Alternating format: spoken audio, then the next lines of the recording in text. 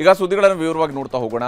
February ಮತ್ತು March ತಿಂಗಳ ಗೃಹಲಕ್ಷ್ಮಿ ಹಣವನ್ನು ಮಹಿಳೆಯರಿಗೆ ಕೊಟ್ಟಿಲ್ಲ ಅನ್ನುವಂಥದ್ರ ಬಗ್ಗೆ ಶಾಸನ ಸಭೆಯಲ್ಲಿ ಚರ್ಚೆ ಆಗಿತ್ತು.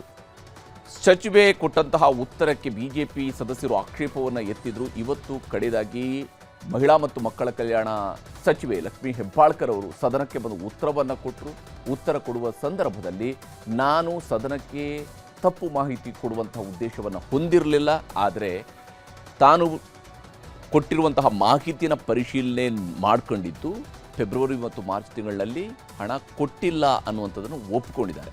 ನಂತರ ಅದಕ್ಕೆ ವಿಷಾದ ವ್ಯಕ್ತಪಡಿಸಿದರು. ಅದೂ ಸಾಲದೆ ಹೋದಾಗ ಕ್ಷಮೆ ಕೇಳಿದರು. ಇದರ ನಡುವೆ ಬಿಜೆಪಿ ಮತ್ತು ಕಾಂಗ್ರೆಸ್ನ ಸದಸ್ಯರ ನಡುವೆ ತೀವ್ರ ವಾಗ್ಯುದ್ಧವೂ ಕೂಡ ಸದನದಲ್ಲಿ ನಡೆದಿದೆ. ಪದೇ ಫೆಬ್ರವರಿ ಮಾರ್ಚನ್ನು ಕೇಳಿದಾಗ ನನ್ನ ಮಾಹಿತಿ ಪ್ರಕಾರ ಕೊಟ್ಟಿದ್ದೀವಿ ಅನ್ನೋದು ಒಂದಿತ್ತು, ಆದರೆ ಹೋಗಿ ನಾನು ಮತ್ತೆ ವಿಚಾರಣೆ ಮಾಡಿದಾಗ ಫೆಬ್ರವರಿ ಮಾರ್ಚು ಇನ್ನೂ ಹಾಕೆಲ್ಲ ಸ್ವಲ್ಪ ಹೆಚ್ಚು ಕಡಿಮೆ ಆಗಿ ಅನ್ನುವಂಥ ಮಾಹಿತಿ ನನಗೆ ಬಂತು. ರಾಜ್ಯದ ಮಹಿಳಾ ಮತ್ತು ಮಕ್ಕಳ ಕಲ್ಯಾಣ ಸಚಿವೆ ಲಕ್ಷ್ಮೀ ಹೆಬ್ಬಾಳ್ಕರ್ ಪ್ರತಿ ತಿಂಗಳು ಗೃಹಲಕ್ಷ್ಮಿ ಅವರಿಗೆ ಹಣ ಹೋಗ್ತಿದೆಯಾ ಇಲ್ವಾ ಎಂದು ನೋಡಿಕೊಳ್ಳಬೇಕಾದ ಇಲಾಖೆಯ ಮಂತ್ರಿ.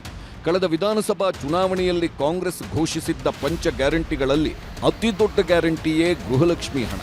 ಪ್ರಿಯಾಂಕಾ ಗಾಂಧಿಯವರನ್ನ ಬೆಂಗಳೂರಿಗೆ ಕರೆಸಿ ಮಾರ್ಚ್ 8ರ ವಿಶ್ವ ಮಹಿಳಾ ದಿನಾಚರಣೆಯಂದು ಇಂಥದ್ದೊಂದು ಗ್ಯಾರಂಟಿ ಘೋಷಣೆಯನ್ನ ಕಾಂಗ್ರೆಸ್ ನಾಯಕರು ಮಾಡಿದ್ರು.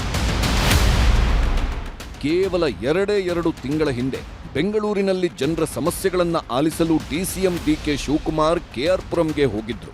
ಬೆಂಗಳೂರು ನಡಿಗೆ ಕಾರ್ಯಕ್ರಮದ ಮೂಲಕ ಜನರ ಅಹವಾಲು ಸ್ವೀಕರಿಸಿದ್ರು. ಆಗ ಮಹಿಳೆಯೊಬ್ಬರು ಡಿಸಿಎಂ ಬಳಿಯಲ್ಲಿ, ಸಾರ್, ನನಗೆ 6 ತಿಂಗಳಿಂದ ಗೃಹಲಕ್ಷ್ಮಿ ಹಣ ಬಂದಿಲ್ಲ ಎಂದು ದೂರಿದ್ದರು.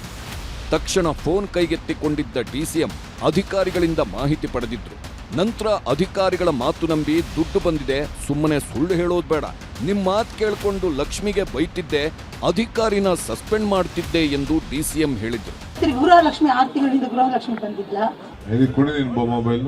ಆ ಉಮ್ಮನ ಚೈಲ್ಡ್ ವೆಲ್ಫೇರ್ ಅವ್ರು ತಗೊಳ್ರಿ ನಿಮಿಷ ಬರ್ತಾ ಇದೆಯಲ್ಲ ಅಂತ ಚೆಕ್ ಮಾಡಿ. ಹಲೋ, ನಾನು ಶಿವಕುಮಾರ್ ಮಾತಾಡ್ತೀನಮ್ಮ. ಇಲ್ಲಿ ಯಾರೋ 5 ತಿಂಗಳಿಂದ ಬಂದಿಲ್ಲ ಅಂತಿದೆ. ಏನಮ್ಮ ಅದು? ಜುಲೈದು ಕ್ರೆಡಿಟ್ ಆಗಿದೆ ಸರ್ ಈ ಮಂತ್. ಅವ್ರದ್ದು ಏನಾಗಿದೆ ಅಂತ ನಾನು ಪರ್ಸನ್ ಚೆಕ್ ಮಾಡಿ ಅವರಿಗೆ ಅಡ್ರೆಸ್ ಮಾಡ್ತೀನಿ ಸರ್. ಜುಲೈವರೆಗೂ ಎಲ್ಲರೂ ಕ್ಲಿಯರ್ ಆಗಿದೆಯಾ ಇಲ್ಲಿ? ಎಸ್ ಸರ್ ಆಗಿದೆ. ಪರ್ಸನ್ ನಲ್ಲಿ ಏನಾದ್ರು ಆಗಿದ್ರೆ ನಾನು ಅದನ್ನ ಚೆಕ್ ಮಾಡಿ ರಿಸಾಲ್ವ್ ಮಾಡ್ತೀನಿ. ಆಗಷ್ಟು ಪ್ರೋಸೆಸ್ ಆಗ್ತಾ ಇದೆಯಾ? Yes sir. 2178 ರೂಪಾಯಿ ಇದೆ ನಿನ್ನ ಅಕೌಂಟ್ ಅಲ್ಲಿ. ನಾನೀಗ ಸಸ್ಪೆಂಡ್ ಮಾಡ್ತಿದ್ದೆ ಅದನ್ನ. ಈಗ ಲಕ್ಷ್ಮಿಗೂ ಬೈತಾ ಇದ್ದೀಗ ಫೋನ್ ಮಾಡ್ಬಿಟ್ಟು, ಸಿಕ್ಕಿಲ್ಲ ಫೋನ್ಗೆ. ಬಹುಶಃ ಅವತ್ತು ಆ ಮಹಿಳೆ ಹೇಳಿದಾಗಲೇ ಮಹಿಳಾ ಮತ್ತು ಮಕ್ಕಳ ಕಲ್ಯಾಣ ಸಚಿವೆ ಲಕ್ಷ್ಮೀ ಹೆಬ್ಬಾಳ್ಕರ್ ಎಚ್ಚೆತ್ತುಕೊಂಡಿರುತ್ತಿದ್ರೆ ಈಗ ಪ್ರತಿಪಕ್ಷ ಬಿಜೆಪಿಯ ಟೀಕೆಗೆ ಗುರಿಯಾಗಬೇಕಾಗಿರಲಿಲ್ಲ. ಸರ್ಕಾರ ಇಕ್ಕಟ್ಟಿಗೆ ಸಿಲುಕುವ ಪರಿಸ್ಥಿತಿ ನಿರ್ಮಾಣವಾಗುತ್ತಿರಲಿಲ್ಲ. ಯಾಕಂದ್ರೆ ಅಧಿಕಾರಿಗಳ ಮಾತು ನಂಬಿ ಸದನದಲ್ಲಿ ಗೃಹಲಕ್ಷ್ಮಿ ಹಣವನ್ನ ಆಗಸ್ಟ್ ತಿಂಗಳವರೆಗೆ ಕೊಟ್ಟಿದ್ದೇವೆ ಎಂಬ ಉತ್ತರವನ್ನ ಲಕ್ಷ್ಮೀ ಹೆಬ್ಬಾಳ್ಕರ್ ಕೊಟ್ಟಿದ್ರು. ಯಾವಾಗ ಫೆಬ್ರವರಿ ಮತ್ತು ಮಾರ್ಚ್ ತಿಂಗಳಲ್ಲಿ ಹಣ ಕೊಟ್ಟಿಲ್ಲ ಎಂಬುದು ಬಿಜೆಪಿ ಶಾಸಕರಿಗೆ ಖಾತ್ರಿ ಆಯಿತು, ಅವರು ಸರ್ಕಾರದ ವಿರುದ್ಧ ಮುಗಿಬಿದ್ದಿದ್ದರು. ಶುಕ್ರವಾರವೇ ಈ ವಿಚಾರ ಪ್ರಸ್ತಾಪ ಆಗಿತ್ತಾದರೂ ಅಂದು ಸ್ಪೀಕರ್ ಸಮಾಧಾನ ಹೇಳಿದ್ದರು. ಆದರೆ ಇವತ್ತು ಸದನದ ಬಾವಿಗಿಳಿದ ಪ್ರತಿಪಕ್ಷಗಳ ಸದಸ್ಯರು ಸಚಿವೆ ಸದನಕ್ಕೆ ಬಂದು ಉತ್ತರ ಕೊಡೋದಿಕ್ಕೆ 3 ದಿನ ಬೇಕಾಯ್ತಾ ಎಂದು ಪ್ರಶ್ನಿಸಿದ್ರು.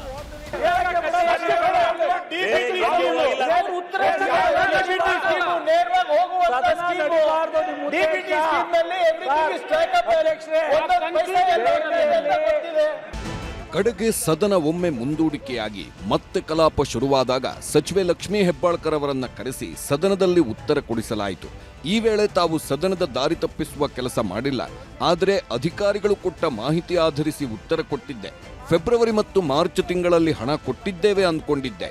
ಈಗ ವಿಚಾರಿಸಿದಾಗ ಕೊಟ್ಟಿಲ್ಲ ಎನ್ನುವುದು ಗೊತ್ತಾಗಿದೆ ಎಂದು ಆಗಿರುವ ತಪ್ಪು ಒಪ್ಪಿಕೊಂಡರು. ಕರ್ನಾಟಕ ರಾಜ್ಯದ 1,26,00,000 ಕುಟುಂಬದ ಯಜಮಾನಿಯರಿಗೆ ಪ್ರತಿ ತಿಂಗಳು 2,000 ರೂಪಾಯಿ DBT ಮುಖಾಂತರ, ನಾನು ಒತ್ತಿ ಹೇಳಲಿಕ್ಕೆ ಬಯಸ್ತೇನೆ, DBT ಮುಖಾಂತರ ಯಾವುದೇ ಮಧ್ಯವರ್ತಿಗಳ ಹಾವಳಿ ಇಲ್ಲದೆ ಡೈರೆಕ್ಟ್ ಆಗಿ ಅವರ ಬ್ಯಾಂಕ್ ಅಕೌಂಟ್ಗೆ ಹೋಗುವಂಥ ಒಂದು ಅತ್ಯುನ್ನತ ಒಂದು ಯೋಜನೆ. 23 ಕಂತುಗಳನ್ನು ಹಾಕಿದ್ದೇವೆ. 46,000 ರೂಪಾಯಿಗಳು ಒಬ್ಬೊಬ್ಬ ಮನೆಯ ಯಜಮಾನಿಗೆ 1,26,00,000 ಮನೆಯ ಯಜಮಾನಿಗಳ ಕುಟುಂಬದ ಯಜಮಾನಿಗಳಿಗೆ ಸಿಕ್ಕಿದೆ ಅಂತ ಮೊನ್ನೆನೂ ಕೂಡ ನಾನು ಹೇಳಿದ್ದೀನಿ. ಪದೇ ಫೆಬ್ರವರಿ ಮಾರ್ಚನ್ನು ಕೇಳಿದಾಗ ನನ್ನ ಮಾಹಿತಿ ಪ್ರಕಾರ ಕೊಟ್ಟಿದ್ದೀವಿ ಅನ್ನೋದು ಒಂದಿತ್ತು, ಆದರೆ ಹೋಗಿ ನಾನು ಮತ್ತೆ ವಿಚಾರಣೆ ಮಾಡಿದಾಗ ಫೆಬ್ರವರಿ ಮಾರ್ಚು ಇನ್ನೂ ಹಾಕೆಲ್ಲ ಒಂದು ಸ್ವಲ್ಪ ಹೆಚ್ಚು ಕಡಿಮೆ ಆಗಿ ಅನ್ನುವಂಥ ಮಾಹಿತಿ ನನಗೆ ಬಂತು. ಹೌಸ್ನಲ್ಲಿ ಮುಖ್ಯಮಂತ್ರಿಗಳು ಕೂಡ ಹೇಳಿದ್ದಾರೆ ಅದನ್ನು ಆಗಲಿಲ್ಲ ಅಂತಂದರೆ ಶೀಘ್ರದಲ್ಲಿ ಮಾಡ್ತೀವಿ. ಬಟ್ ಇದರ ಅರ್ಥ ಆ ದುಡ್ಡನ್ನ ಬೇರೆ ಕಡೆ ಡೈವರ್ಟ್ ಆಯಿತು. ನಾವು 23 ಕಂತುಗಳಲ್ಲಿ 46,000 ರೂಪಾಯಿ ಕೊಟ್ಟಿದ್ದೇವೆ ಎಂದು ಲಕ್ಷ್ಮೀ ಹೆಬ್ಬಾಳ್ಕರ್ ಅವರು ಹೇಳಿಕೊಂಡಿದ್ದಾರೆ. ಸರ್ಕಾರ ಬಂದು 30 ತಿಂಗಳಾಗಿದೆ. ಇದರಲ್ಲಿ ಮೊದಲ 3 ತಿಂಗಳು ಬಿಟ್ಟರೆ ಆಗಸ್ಟ್ 2023ರಲ್ಲಿ ಗೃಹಲಕ್ಷ್ಮಿ ಯೋಜನೆ ಆರಂಭವಾದಲ್ಲಿಂದ ಲೆಕ್ಕ ಹಾಕಿದ್ದರೆ 27 ತಿಂಗಳು ಹಣ ಪಾವತಿ ಆಗಬೇಕಿತ್ತು. ಆದರೆ 23 ತಿಂಗಳು ಮಾತ್ರ ದುಡ್ಡು ಕೊಟ್ಟು ಕೇವಲ 2 ತಿಂಗಳು ಮಾತ್ರ ಬಾಕಿ ಉಳಿಸಿಕೊಂಡಿದ್ದೇವೆ ಎಂದು ಸಚಿವೆ ಲಕ್ಷ್ಮಿ ಹೇಳಿದ್ದು ಪ್ರತಿಪಕ್ಷದವರನ್ನ ಕೆರಳಿಸಿತ್ತು. ಹೀಗಾಗಿ ಸದನದಲ್ಲಿ ಮಾತಿನ ದಾಳಿ ಪ್ರತಿದಾಳಿ ಜೋರಾಗಿತ್ತು. ಇದರ ನಡುವೆಯೇ ಸಚಿವೆ ಲಕ್ಷ್ಮಿ ಹೆಬ್ಬಾಳ್ಕರ್ ಯಾರಿಗಾದ್ರೂ ನೋವಾಗಿದ್ರೆ ವಿಷಾದಿಸುತ್ತೇನೆ ಎಂದ್ರು. ಅದಾಯ್ತು ಇದಾಯ್ತು ಅಂತಲ್ಲ, ಬಟ್ ಒಂದೇ ಮಾತನ್ನ ಹೇಳ್ತೀನಿ, 2 ತಿಂಗಳದ್ದು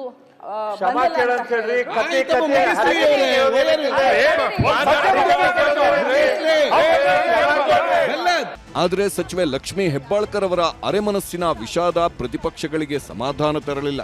ಮಧ್ಯಪ್ರವೇಶಿಸಿದ ಪ್ರತಿಪಕ್ಷ ನಾಯಕ ಆರ್ ಅಶೋಕ್ ತಪ್ಪಾಗಿದೆ ಎಂದು ಒಪ್ಪಿಕೊಂಡು ಕ್ಷಮೆ ಕೇಳಲಿ ಎಂದು ಸವಾಲು ಹಾಕಿದ್ರು. ಸರ್ಕಾರದ ತಪ್ಪಿನಿಂದಾಗಿ ನಮಗಲ್ಲ 1,26,00,000 ಕುಟುಂಬಗಳ ಯಜಮಾನಿಯರಿಗೆ ಬೇಜಾರಾಗಿದೆ ಎಂದ್ರು. ಇಲ್ಲಿ ಸದನಕ್ಕೆ ತಪ್ಪುದಾರಿ ಕೊಟ್ಟಿರೋದು ಸ್ಪಷ್ಟ ಆಯ್ತು. ಅವರೇ ಹೇಳಿದ್ದಾರೆ, ನನಗೆ ಅಧಿಕಾರಿಗಳು ತಪ್ಪು ಮಾಹಿತಿ ಕೊಟ್ಟಿದ್ದಾರೆ, ನಾನು ಹೇಳ್ಬೇಕಲ್ಲ, ತಪ್ಪಾಗಿದೆ ಅಂತ ಹೇಳ್ಬೇಕಲ್ಲ. ಎಲ್ಲಿ ಹೇಳಿದ್ರು? ನಿಮ್ಗೆ ಯಾರಾದ್ರೂ ಬೇಜಾರಾದ್ರೆ? ನಮ್ಗೆಲ್ಲ ಬೇಜಾರಾಗಿರೋದು ಯಾರು 1,26,00,000 ಜನ ಇದ್ದಾರೆ, ಅವ್ರು ಬೇಜಾರಾಗಿರೋದು. ಆರ್ ಅಶೋಕ್ ಸೇರಿದಂತೆ ಪ್ರತಿಪಕ್ಷಗಳ ಸದಸ್ಯರು ಹೀಗೆ ಮುಗಿಬೀಳುತ್ತಲೇ ಎಲ್ಲರ ಕ್ಷಮೆ ಕೇಳಿದ ಲಕ್ಷ್ಮಿ ಹೆಬ್ಬಾಳ್ಕರ್, ಮಹಿಳೆ ಎಂಬ ಕಾರಣಕ್ಕೆ ನನ್ನನ್ನ ಟಾರ್ಗೆಟ್ ಮಾಡುತ್ತಿದ್ದೀರಿ ಎಂದು ತಿರುಗೇಟು ಕೊಡುವ ಪ್ರಯತ್ನ ಮಾಡಿದ್ರು. Completed my this one. ನಾನು ಇಂಟೆನ್ಷನಲಿ ನಮಗೆ ಈ ಒಂದು ಸದನವನ್ನು ಮಿಸ್ಲೀಡ್ ಮಾಡುವಂಥ ಇಂಟೆನ್ಷನ್ ಇರಲಿಲ್ಲ.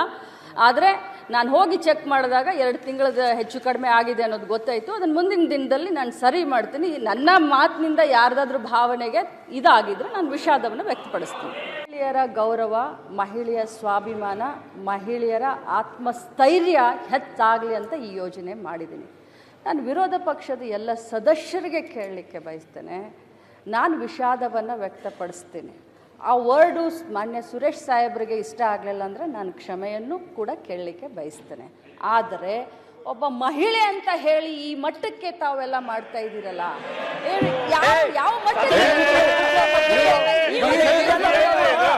ಆದರೆ ಸಚಿವೆ ಹೆಬ್ಬಾಳ್ಕರ್ ಹೀಗೆ ಮಹಿಳಾ ಕಾರ್ಡ್ ಬಳಸಿ ಅನುಕಂಪ ಪಡೆಯಲು ಯತ್ನಿಸಿದ್ದು ಬಿಜೆಪಿ ನಾಯಕರನ್ನ ಮತ್ತಷ್ಟು ಕೆರಳಿಸಿತ್ತು. ತೀವ್ರ ಟೀಕಾ ಪ್ರಹಾರ ನಡೆಸಿದ ಪ್ರತಿಪಕ್ಷದ ಸದಸ್ಯರು ಸಭಾತ್ಯಾಗ ಮಾಡಿದ್ರು. ಇದರಲ್ಲಿ ಯಾಕೋ ಒಂದು ಬೇರೆ ವಾಸನೆ ಬರುವಂತ ನಿಟ್ಟಿನಲ್ಲಿ ಇವತ್ತು ಗೊತ್ತಾಗ್ತಾ ಇದೆ. ಯಾವಾಗ ನೀವು ವಿಷಯಗಳನ್ನು ಹೈಡ್ ಮಾಡಕ್ ಪ್ರಾರಂಭ ಮಾಡ್ತೀರಿ, ಒಂದು ಸುಳ್ಳನ್ನ ಮುಚ್ಚಕ್ ಹೋಗಿ 100 ಸುಳ್ಳು ಅಂತ ಹೇಳುವಂಥದ್ದು ಯಾವ ರೀತಿ ಆಗುತ್ತೆ, ಆ ರೀತಿ ಇವತ್ತಾಗ್ತಾ ಇದೆ. ಗೃಹಲಕ್ಷ್ಮಿಯನ್ನ ಹಾದಿಯಲ್ಲಿ ಬೀದಿಯಲ್ಲಿ ವಿರೋಧ ಮಾಡಿದಂಥವ್ರು ಬಿಜೆಪಿಯವರು, ಅವ್ರಿಗೇನಾದ್ರೂ ಬದ್ಧತೆ ಇದೆಯಾ? ಇವತ್ತು ನೋಡಿದ್ರೆ ಗೃಹಲಕ್ಷ್ಮಿಯರ ಬಗ್ಗೆ ಅಚಾನಕ್ ಆಗಿ ಕಾಳಜಿ ಅವರಲ್ಲಿ ಕಂಡು ಬರ್ತಾ ಇದೆ. ಯಾಕೆ? ಆರೋಪ ಪ್ರತ್ಯಾರೋಪಗಳೇನೇ ಇರಲಿ, ನಮಗೆ ಶೀಘ್ರವೇ ಗೃಹಲಕ್ಷ್ಮಿ ದುಡ್ಡು ಬರಬೇಕು, ಬಾಕಿ ಉಳಿದಿರುವ ಕಂತುಗಳು ಕೂಡ ಪಾವತಿ ಆಗಬೇಕು ಎನ್ನುವುದು ರಾಜ್ಯದ ಗೃಹಲಕ್ಷ್ಮಿಯರ ನಿರೀಕ್ಷೆ. ಒಂದ್ಸಲ ಬರ್ತಾವ, ಒಂದ್ಸಲ ಬರೋವಲ್ರಿ. ಭಾಳ ದಿನ ಆಗಿ ನಿಂತು ಹೋಗ್ರಿ. ಕಾಯಿ ಮಾಡ್ತಾನಂತ ಹೇಳನ್ರಿ, ಈಗ ಕೈ ಬಿಟ್ಟನ್ರಿ. ನಾವು ಬಡವ್ರು ಹೆಂಗ ಬರ್ತಬೇಕ್ರಿ ಸರ್? Bureau report, news 18.